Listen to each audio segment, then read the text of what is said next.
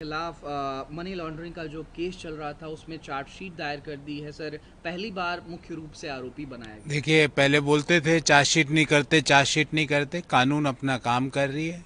और ये new India की सरकार है जहां पर भ्रष्टाचार पर जीरो टॉलरेंस है। Corruption in any kind is having zero tolerance in the new India's government. तो भले ही किसी भी व्यक्ति ने भ्रष्टाचार किया हो, किसी भी लेवल का किया हो, कानून के तहत उसके खिलाफ कड़ी से कड़ी कार्रवाई की जाएगी। भले ही वो रॉबर्ट वाड्रा हो, राहुल गांधी हो, लालू यादव जी हो, उनके पुत्र तेजस्वी यादव जी हो, अखिलेश यादव जी हो, कोई भी हो, ममता बनर्जी हो, कोई भी हो, अगर भ्रष्टाचार किया है, देश के लोगों का पैसा चारे के रूप में खाया है, लैंड फॉर जॉब स्कैम के तहत खाया है, नेशनल हेराल्ड के रूप में खाया है, किसानों की जमीन पर कब्जे किए हैं गुड़गांव में और बीकानेर में, तो उन सभी लोगों को कानून के तहत उनके खिलाफ कार्रवाई की जाएगी। 10वीं बार पटना के गांधी मैदान से मुख्यमंत्री के तौर पर शपथ ली है सर। बीते कई सालों में हमने देखा वो आते रहे जाते रहे, लेकिन मुख्यमंत्री के तौर पर नीतीश कुमार ही रहे और आज प्रधानमंत्री नरेंद्र मोदी भी मौजूद थे जब वो शपथ ले रहे थे। बिल्कुल, अब डबल इंजन की सरकार चौगुनी स्पीड से काम करेगी, यही मंत्र है। यही, और प्रधानमंत्री जी का मानना है कि विकसित राज्य ही विकसित राष्ट्र के संकल्प को पूरा कर सकता है। विकसित बिहार ही 2047 में विकसित भारत के संकल्प को पूरा कर सकता है। और जो संकल्प पत्र में हमने हमारी बातें रखी है, उसको अक्षरश पूरा करने के लिए हमारी सरकार, बिहार की सरकार, प्रतिज्ञारत है। वो ये कह रहे हैं कि प्राइम मिनिस्टर मोदी ने उनको डायल किया था और वो ये कह रहे हैं कि भारत युद्ध नहीं करने जा रहा है। उन्होंने फिर ये बात दोहराई है कि हमने जब कहा कि 350% टैरिफ लगा देंगे तब युद्ध रोका। देखिए, भारत की सरकार का स्टैंड बिल्कुल क्लियर है। युद्ध विराम जब हुआ, जब पाकिस्तान घुटनों पर आया और उसने हाथ जोड़ के हमसे आग्रह किया। भारत की सरकार का स्टैंड बिल्कुल क्लियर है कि blood and water can't flow together. Bharat की सरकार का स्टैंड बिल्कुल क्लियर है कि आतंकवाद को भारत के विरोध में आक्रमण माना जाएगा। भारत की सरकार का स्टैंड बिल्कुल क्लियर है, गोली का जवाब गोले से दिया जाएगा। भारत की सरकार का स्टैंड बिल्कुल क्लियर है, घर में घुस के मारेंगे, ठोकेंगे। तो आतंकवाद पे हम कोई कॉम्प्रोमाइज करने के, हमारी स्टेट नीति है ये। अब कोई कुछ भी कहे उसके बारे में टीका टिप्पणी हमें नहीं करनी, पर देश दुनिया को पता है कि युद्ध विराम जब हुआ, जब पाकिस्तान घुटनों पर आया, जब पाकिस्तान ने गिड़गिड़ाकर हमारे जो मिलिट्री ऑपरेशंस के हेड हैं उनसे बात की, तो युद्ध विराम। पर ध्यान रहे, अभी ऑपरेशन सिंदूर पे कॉमा लगा है। टेररिज्म को भारत के ऊपर आक्रमण माना जाएगा और उसका जवाब, गोली का जवाब गोले से जिस तरह ऑपरेशन सिंदूर में दिया गया, फिर दिया जाएगा अगर भारत के विरोध में या आतंकवाद को फैलाने में पाकिस्तान की स्टेट स्पॉन्सर टेररिज्म की नीति अगर चालू रही, तो गोली का जवाब गोले से दिया जाएगा।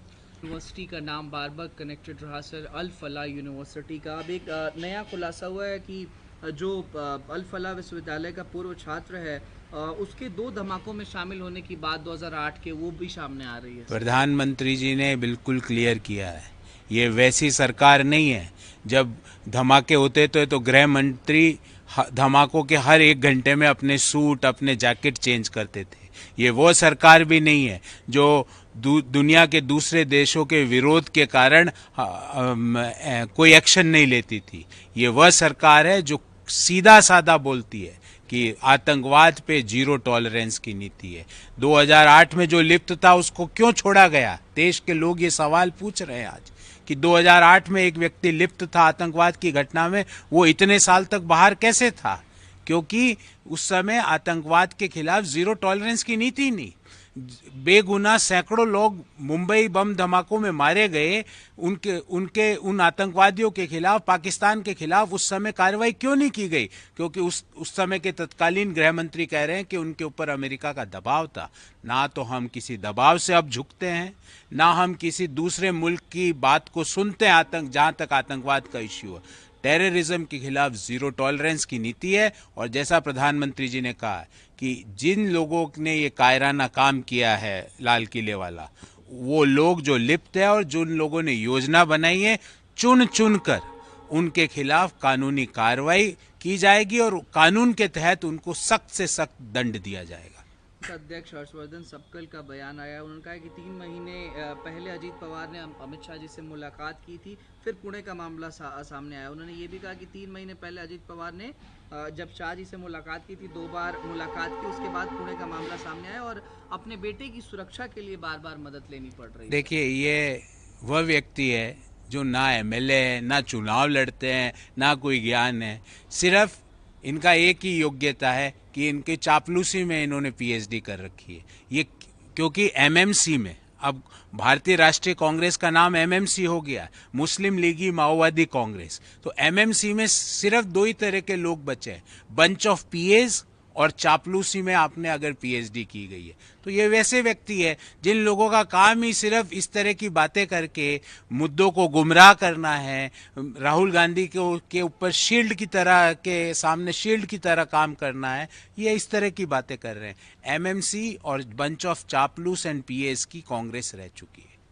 पर्सनालिटीज़ का लेटर निकल कर के सामने आया। वो leader of opposition Rahul Gandhi ji को कंडेम करते हुए दिखाई दे रहे थे, जिस तरीके से वो इलेक्शन कमीशन ऑफ इंडिया को घेर रहे थे।